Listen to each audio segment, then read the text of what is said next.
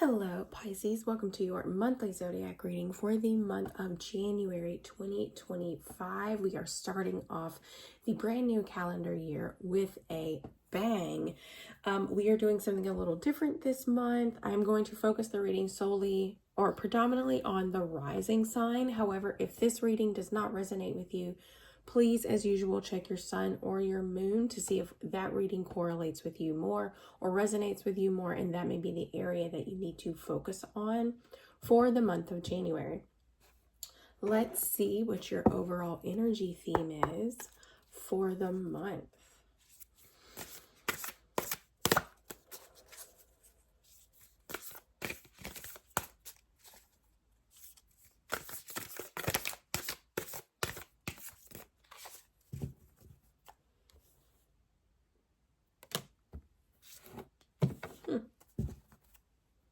I know you saw that. Go for your dreams. Go for your dreams. You guys are really all about the dream world. And I love the fact that the entire month is starting out with Venus in your sign. And so Venus is value, it's money, it's beauty, it's aesthetic, it's art, it's all of the things that we love, essentially, right? And so with it being in your sign, the sign of dreams, this is really about what do we value, focusing our time and our energy on the things that we really do want, specifically within the beginning of the calendar year. We really want to set those goals. We just had a new moon in Capricorn. This is the brand new year, so like we've got New Year's resolutions going. This is really the time for you to go after what it is that you're really wanting. And with Venus being in your sign, it feels very, very prosperous because Venus is exalted in the sign of Pisces, meaning that she is essentially like, her homes are Taurus and Libra. However, Pisces is like her second home. It's like her home in the Bahamas. She's very much at home there. It is her home. And it's just a place where she really thrives when she's there. This month is a little different because the first and the last week are kind of like half weeks. So instead of pulling 4 cards, I'm going to pull 5, one for each, technically each week.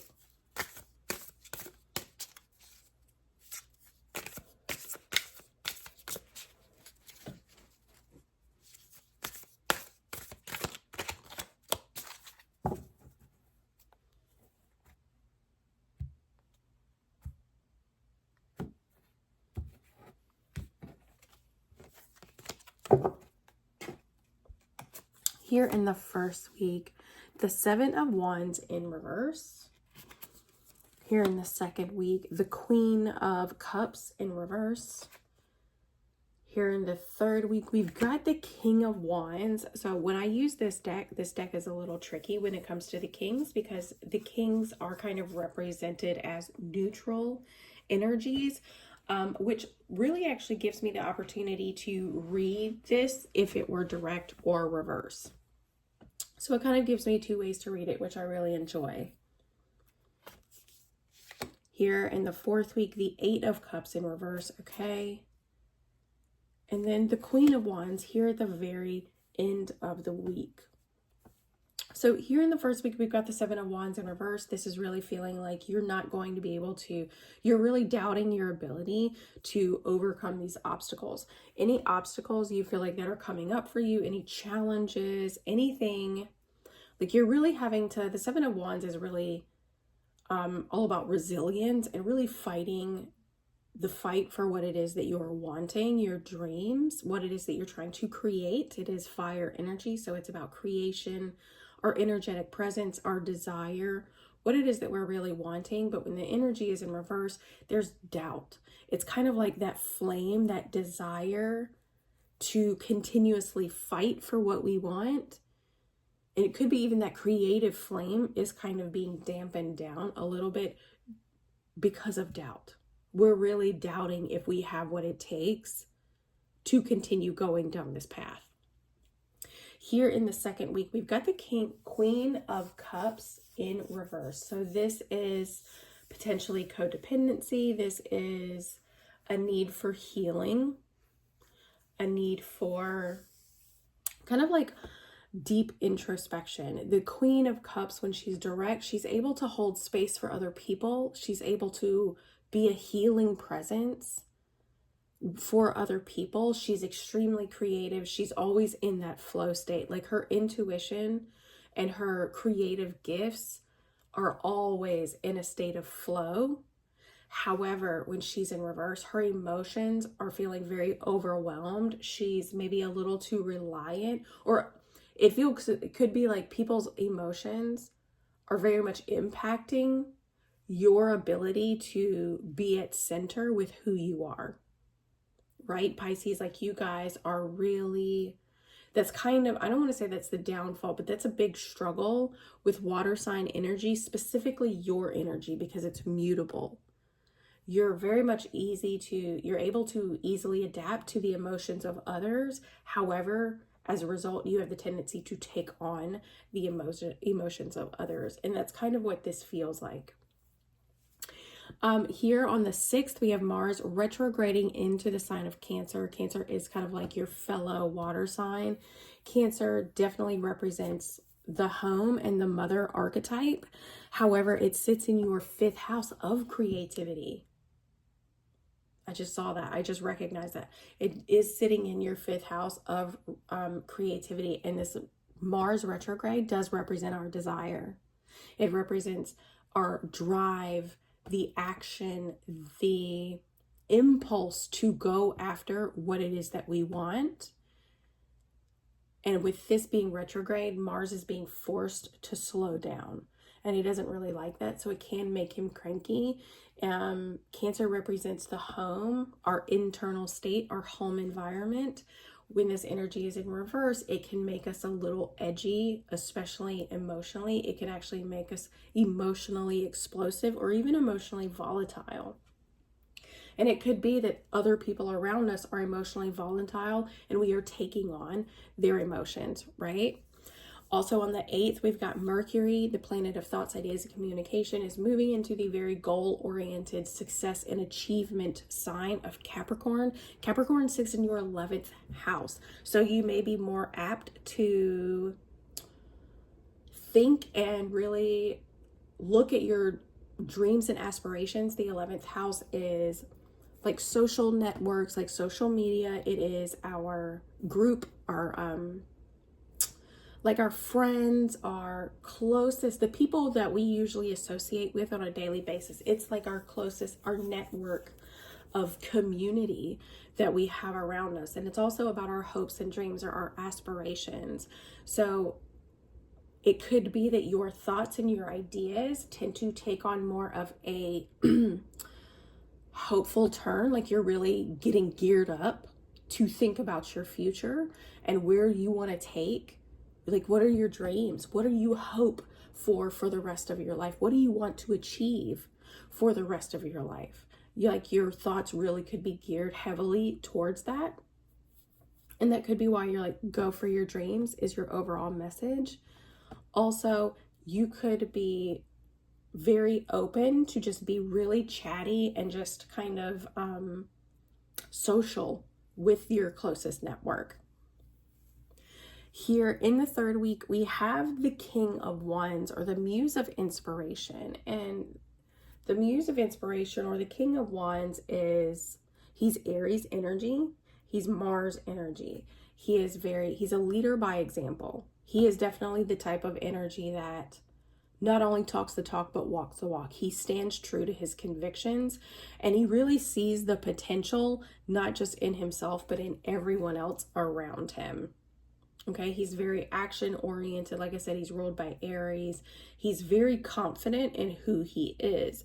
Now, when this energy is in reverse, he can be very hot-headed. He can be very stubborn, and he can be kind of like burnt out, like very exhausted and frustrated if things aren't really going his way. Again, this is a neutral energy, so we'll kind of see how we can read this energy, but this is the week that we have the full moon in Cancer. This is your 5th house, so this is your house of self-expression. You may be feeling much more confident to express who you are and who you want to be.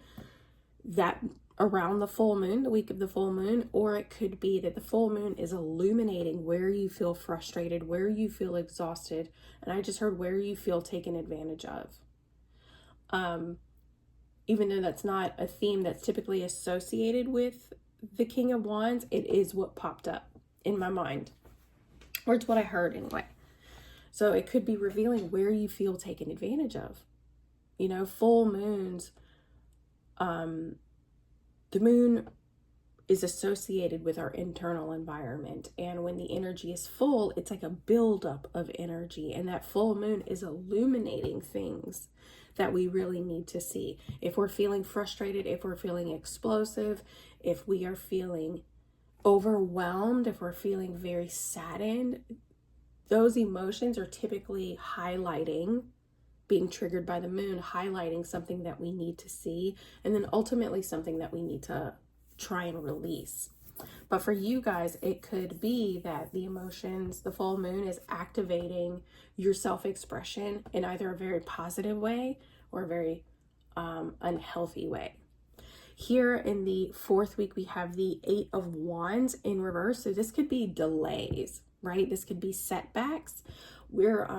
Excuse me, not the 8 of Wands, the 8 of Emotions. So the 8 of Cups, you could be returning to something emotionally, like maybe even needing to revisit something. Be mindful if you're out with friends and you're out just having drinks, having fun, with Mercury being in your close group of friends kind of house. Just be mindful if you're out having a couple of drinks. 8 of Emotions is the 8 of Cups, and it could be drinking to excess. So just be mindful of that. But here with the 8 of Cups, it could be having to revisit something. This is when we have Aquarius season starts. Aquarius season is in your 12th house. The 12th house is typically, it is the natural house that you rule. This has a lot to do with the subconscious. It has a lot to do with our dreams, our mental health, our faith. It's a house of spirituality, and it's a house of endings and beginnings. And essentially your sign encompasses having faith in all the things that we cannot see, including spirituality, faith itself, and dreams. You know what I mean? The 2 fish, they're able to circle effortlessly between reality versus fantasy. What we can see and touch and what we can't see and touch. Pisces has the ability to do that. However, with Aquarius season beginning, this is going to take a huge focus on your 12th house. So this is your house of endings and beginnings and spirituality and faith and your mental health and feelings of isolation and things like that. This is also when we have the sun conjunct Pluto. So the sun in Aquarius is going to be blending its energies, or sitting literally right next to Pluto at the 1st degree. So the 1st degree is about the self. It's an Aries degree. And Pluto is all about revealing what is hidden when it comes to our identity, when it comes to who we believe we are or who we want to be. And it could be that you're having to go back and really take a deep look, maybe just be really introspective on that question. It's like, who do I want to be? There's a lot of talk about future. I'm thinking a lot about my future. I'm thinking a lot about my hopes and my dreams. But who do I want to be in a year? Who do I want to be in 5 years? Where do I see myself in 10 years? What are my goals? What are my dreams? Who am I? And you guys could be really needing to go back and revisit that. And as a result, you guys are having to take a look, maybe isolate yourself. And I don't say like isolate yourself, like shut yourself off in like a very depressive state. It's more about just kind of removing distractions and going back within to say like, what do I really value? Because remember, Venus is still sitting in your sign. So what do I value? Right? Here in the last week, this is the week that's jam-packed full of transits. Here we have the Queen of Inspiration, or the Queen of Wands. She is extremely confident in who she is. She is that girl. When she walks into a room, everybody notices her, but it's not because she's loud. It's not because she draws attention to herself in any way, even though she is Leo energy. She is just that confident in who she is. It's just her physical presence being there that she's extremely confident in who she is, okay? This is the week that we have Mercury moving into the sign of Aquarius. So the planet of thoughts, ideas, and communication is moving into your 12th house, the house of the subconscious. It could be a good time to really think about, just be very introspective here towards the end of the month. This is when we have the North Node leaving Aries, and it is actually going to be moving into your sign. I'm not sure if it's moving into your sign that day or if it's going to take a little bit of time. However, the nodal axis is about to shift from Aries and Libra to Pisces and Virgo. And the North Node is actually about to be in your sign, which will be in your rising sign. So this is going to be all about who you are over the next 18 months. Really stepping into that confidence of who you are and following that North Node, that cosmic GPS for your own life path. This is when we also have Mercury conjunct Pluto. So a lot of thoughts, ideas, and communication about just the things that are coming up, the themes that are coming up in your life in that moment, specifically around who you are. This is also when we have the new moon in Aquarius on the 29th. This is happening at the 9th degree. So the 9th degree is a Jupiter degree. So expansion, very big energy, a lot of positive energy. Jupiter is it's known as the Great Benefic. So it's just very positive. It's like the Lord of spirituality, basically. But new moons are new opportunities or blank slates to write a new chapter for yourself. And in the sign of Aquarius, this is around your subconscious. This has a lot to do with, how do I want to connect more to my spirituality? Because we are looking at Jupiter's influence here, and we're looking at your 12th house, both of which encompass like higher learning, self-expansion, and a deeper connection to our spiritual essence, right? And it could be that that's the very thing that ignites the confidence within you, okay? And also notable, honorable mention, Uranus is going to go direct in the sign of Taurus. Uranus is the planet of sudden change, disruption, innovation, and liberation. Going direct within, let's see, Taurus is in your 3rd house. So your house of communication. And just kind of learning new things, stuff like that. So just be mindful and just be careful when on the 30th. I was trying to say, because the 3rd house also has to do with like immediate neighborhoods. So just be mindful and just be careful traveling. But let's see what the rest of the tarot has to say.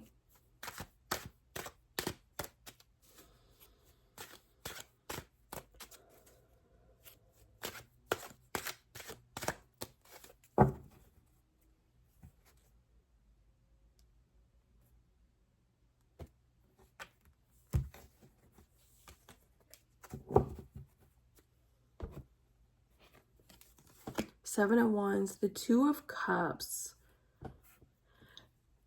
If you are consistently feeling like, if you are doubting the path that you're on, it's because it's not in alignment with what you really want. Like if you feel like you're constantly coming up against obstacles, or you're really just doubting whether or not you have the energy to keep doing what you're doing, it's because it's potentially not in alignment with how you should be operating. And it's maybe not in alignment with what you want. You're creating your reality with the Magician. You have everything you need. You don't need to wait until you've learned more. You don't need to wait until you know, I've got the right, you know, I've got the right equipment, or whatever the case may be, whatever it is you're telling yourself, I need to wait until the right moment.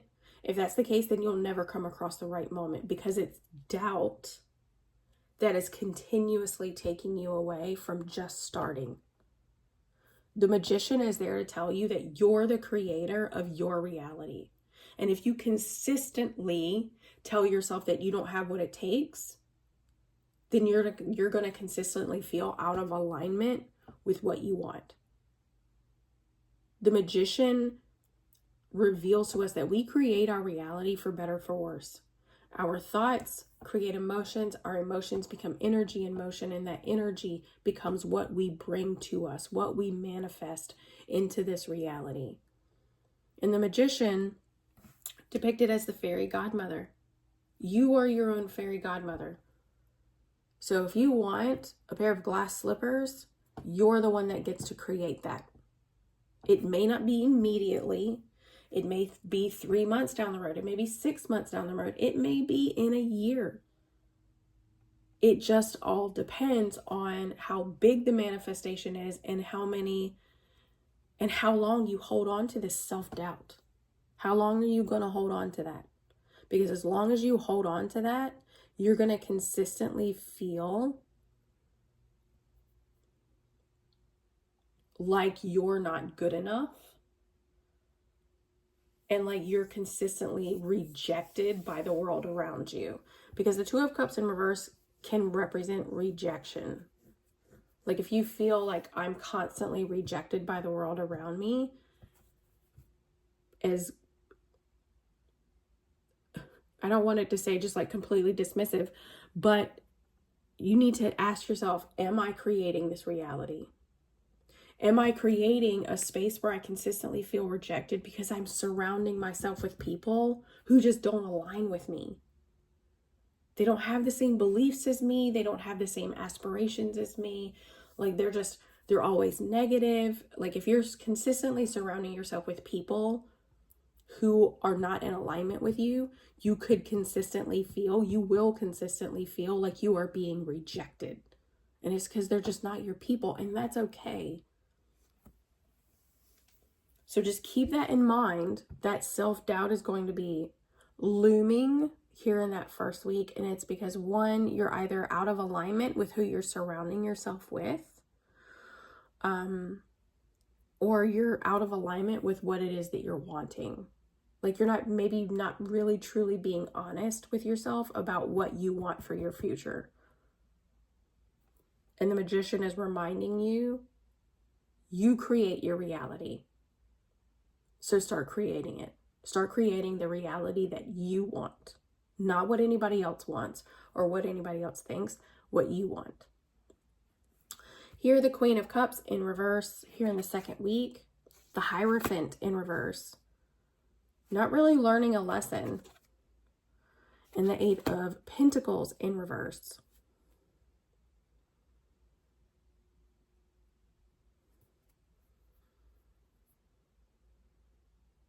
You're not listening to, clearly you're not listening to your intuition.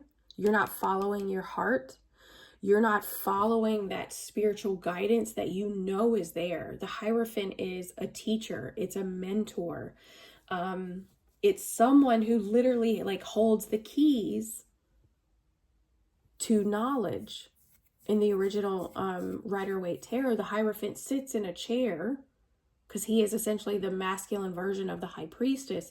He sits in the chair, and there are two keys at the bottom of his chair. He holds the keys to wisdom. You just have to ask him.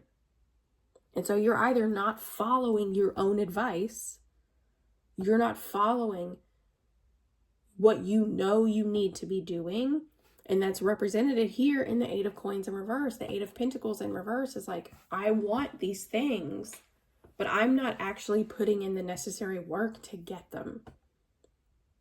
And the Queen of Cups is like, she's feeling very overwhelmed, possibly very, very confused, because it feels like there's a disconnection from who you are. There's a disconnect. Almost like you've gotten, it's kind of like you're here, like here's you and here are your dreams, and then reality comes along and it like sucks you back in. The Matrix essentially sucked you back in, as cliche as that sounds. But it's like you're not putting in the work that you think you are to get to where you want to be. And it's because you're not listening to your intuition. You're not holding space for yourself when you get overwhelmed. And you're not listening to that higher guidance that automatically or that innately comes within you. So here in the second week, try to focus on emotional regulation. Like solely that. Don't worry about manifesting. Don't worry about dreams or goals or whatever. Do what you have to do daily to survive. Work, shower, hydrate, eat, sleep.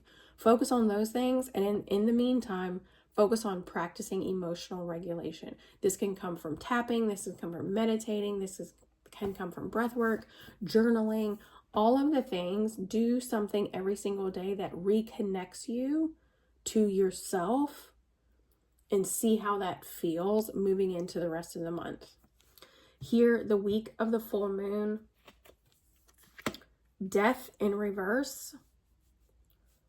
Probably feeling the King of Wands is probably in reverse, feeling very frustrated and very exhausted. And it's because there's a resistance to a transition. There's a resistance to change, and there's a resistance to death that's occurring. And it could be that you just need to contact somebody who feels like a support system with the Three of Cups. You know what I mean?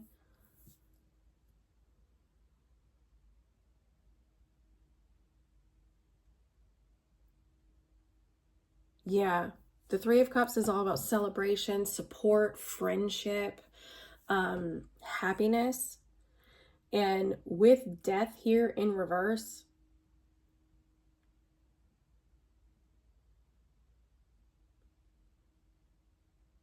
and it could be that here in the third week, for some of you with the full moon, you're like, I am done pretending to be someone that I am not. I am going to be the person I know I want to be, and I'm going to put an end to this pretense. I'm going to put an end to towing the line with other people, and I'm going to get back on track with what it is that I want for myself. I'm going to get back on track with my dreams and with my soul, what I'm in alignment with. And that could bring about a feeling of celebration. That feels more like an alignment with the message. So it could be, like I said, the full moon being your house of self-expression. You're finally like, you know what? I am done. Done pretending on being who you think I want to be. I'm ready to be myself, and I'm really ready to step out and celebrate who I am. So that's really lovely. Here in the fourth week, the Eight of Cups in reverse, the World in reverse. Yeah, you're needing to go back and revisit something because there's a lesson that's not being learned here. This new beginning is not able to start just yet because the World represents karma. It represents kind of like karmic lessons, or there's a cycle that's not closing. There's something that you need to go back and revisit because there's potentially a wound that is still open, so that you can move on. You need to revisit an open wound that maybe you've just blown past or got distracted away from. We have the tendency to try and escape things, and so we just bury it. Like you're busy with life, and so you kind of get distracted and you almost forget about it. But there's something here that in order for you to move forward, you have to address it. You have to emotionally, whatever is coming up for you emotionally, whatever thoughts keep repeating in your mind, you have to go back. You have to follow that thread, and you have to address whatever wound or situation it's bringing up for you so that you can move forward. Here in the last week, the Queen of Wands, Queen of Inspiration, and the Two of Wands. Feeling very confident, but you still need to make a plan with how you want to move forward. Queen of Cups. Now she's direct. And listening to your intuition. Tapping in to that beautiful Pisces energy and listen to your intuition. What is the Queen of Cups telling you? How is she telling you to move forward? Because you're about to step into a space of being who you really are. This is beautiful. I love this for you guys.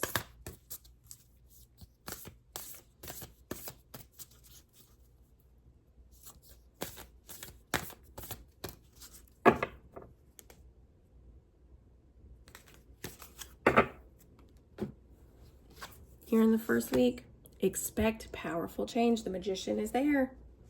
You're creating your reality. And it could be that any manifestations you've had could be coming to fruition this week, which is wonderful. Be bold and make the first move. You're hesitant to do something. You're overwhelmed. You're not listening to your own internal guidance system. You're not doing what you know is right. And it's preventing you from doing what you know you need to do. But you need to be bold and make that first move, is what the Oracle cards are saying. Step out of your comfort zone. North Node. The North Node is shifting into your sign. And it's time for you to be more expressive with who you really are. I love that because it's going to bring you a sense of happiness. You might actually feel more supported and you might be able to attract more of who you want to be around if you just allow yourself to step out of your comfort zone and to be more open with who you are. A personal issue reaches resolution. Going back and revisiting something. Because there's a cycle that's closing up. And if you want to move forward, if you want to reach this resolution, and it's a family matter right here with Cancer, it's the full moon in Cancer. Ooh, full moon in Cancer right after the week of the full moon in Cancer. The full moon happens on the 13th. I wonder if it's the very end of this week. It might be. But like, you need to resolve this. You have to address it. And you're not going to be able to address it by being hot-headed. You're not going to be able to address it by being overwhelmed. And you're not going to be able to address it if you're not able to voice how you feel.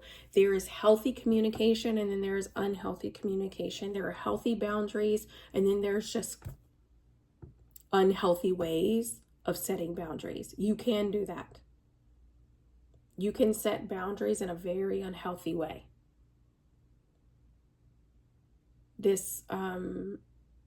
I've had this discussion with my therapist, this idea or trend that's going around of people just cutting someone off simply because there's a disagreement or they say something that they don't like or whatever the case may be. If there's opportunity in both parties, if this is someone that you truly value, let me preface that. If this is someone you truly value and that person is not intentionally hurting you, you have an opportunity there to salvage the relationship and the connection by being like, look, it really bothers me when A, B, and C happens. And I need you to know that it's hurting me. And if that person takes that chance and says, hey, I see you, I hear you, I'm going to make changes, and actively does that, boom, you've salvaged that relationship. That's what I mean by like healthy boundaries and healthy communication versus doing it in a very unhealthy way. Okay, so there's a personal issue that needs to be resolved, specifically around family members. Okay, maybe you need to tell someone how you really feel. Maybe you need to tell someone what you're really feeling about where you're at in your life, whatever the case may be. Here in the last week, the final card, bring love into the situation. Healing and love and openness can help you step into this newfound confidence for yourself. which is really, really, really beautiful. And as a result, the more confident you feel, the more likely you are you're going to go after your dreams.